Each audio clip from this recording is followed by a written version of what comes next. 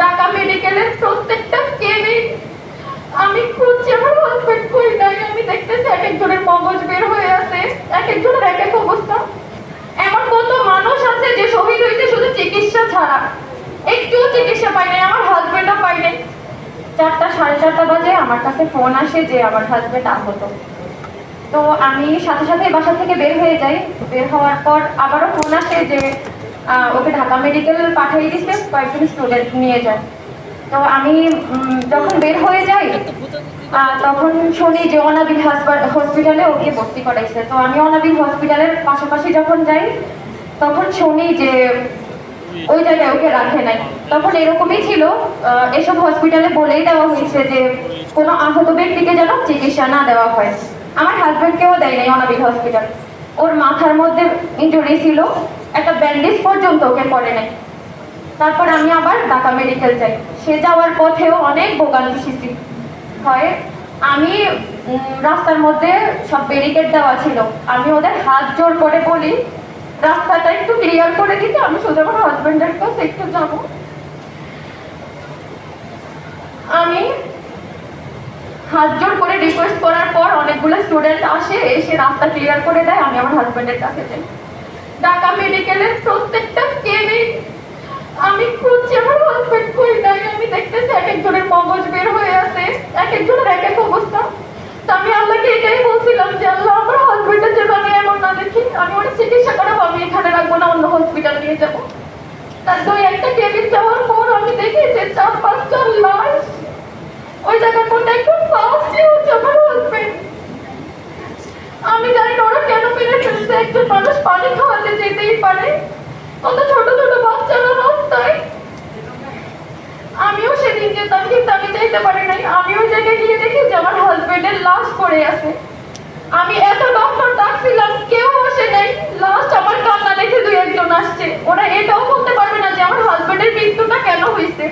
Postmortem report দেখে আমি জানতে পারছি যে আমার হাজবেন্ড মানে কিসের জন্য মারা গেছে, কি ক্ষতির জন্য মারা গেছে। ওরা একটা ব্যান্ডেজ পর্যন্ত করে নাই, সেটা ঢাকা মেডিকেল, অনাবিল কোনো হসপিটাল না। এমন কত মানুষ আছে যে শহীদ হয়েছে শুধু চিকিৎসা ছাড়া, একটু চিকিৎসা পাই নাই। আমার হাজবেন্ডও পাই নাই। আমার মেয়ের বয়স ছিল 2 বছর, এখন ওর বয়স 3 বছর। 10 দিন আগে ওর বার্থডে গেছিল।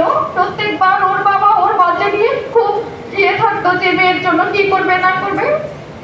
আর ও ওর বাবারে ছাড়া সব বাচ্চারা বাবারে ফোন দেয়। আমার মেয়েও আমাকে বলে যে মামি ড্যাডি ড্যাডি, ও ড্যাডিকে ফোন দিতে চায়, কিন্তু আমি কোথায় কেটে দিব ওরে। আপনারা হচ্ছে কোরবানি দেন গরু, খাসি, ছাগল, আর আমি আমার হাজবেন্ডে দিয়ে দিচ্ছি, আমার দুনিয়া দিয়ে দিচ্ছি।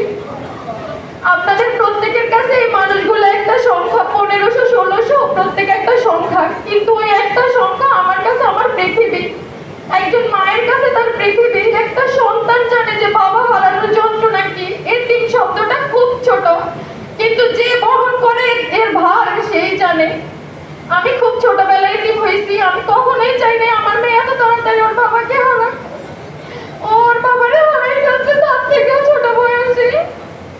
ওর বাবা ওরে স্কুলে নিয়ে যাওয়ার কথা, ওরে আমি কয়দিন পর ভর্তি করাবো, কিন্তু ও বাবা পাবে কই। সব বাচ্চারা বাবার কাছে স্কুলে যাবে, শুধু আমার নুজাইরার মতো আরো কত বাচ্চা আছে। সবাই আমার হাজবেন্ডের আন্দোলনে কোনো স্বার্থ ছিল না। মানুষ আমার হাজবেন্ড ছোট ছোট বাচ্চাগুলোকে গুলি করে মেরে ফেলে, ওদের শুকনা খাবার পানির খুব প্রয়োজন। সে দায়বদ্ধতা, একজন মানুষ একটা দেশের নাগরিক হিসেবে দায়বদ্ধতা থেকেও গেছে।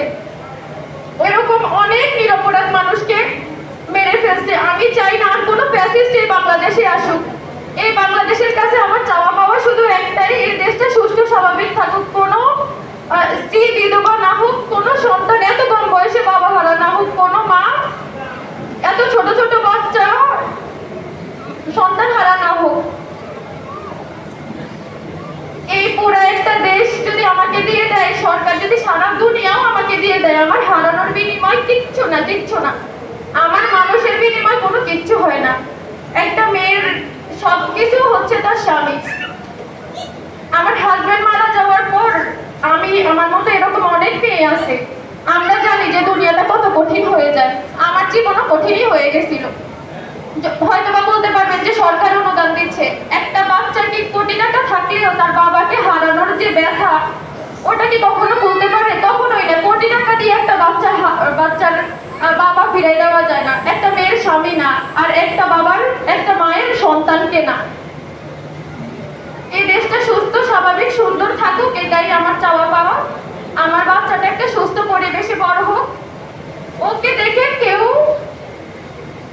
এতিম না বলুক, অবহেলা না করুক। 36 জুলাই আন্দোলনে যত মানুষ শহীদ হয়েছে, ওই শহীদের সন্তানদের আপনারা সবাই একটু দেখবেন। আমি জানি আর আমি এরকম অনেক আপুর কথাও জানি যে বাচ্চা নিয়ে কি পরিমাণে স্ট্রাগল করতে হয়। আমার জীবনটাও দুর্বিষহ হয়ে পড়ছিল, আমার বাসা ছেড়ে দিতে হয়েছে, অনেক কিছু করতে হয়েছে, কিন্তু পিনাকি ভট্টাচার্য আমাকে নিজের মেয়ে বানায় আর মেয়ে হিসেবে আমাকে অনেক কিছু করে। উনি না থাকলে সরকারের এত টাকাও আমার কিছু হতো না। আমার হাজবেন্ডের কিছু লোনও ছিল, সেটাও আমার পরিশোধ করতে হয়েছে। এরকম সবার আছে,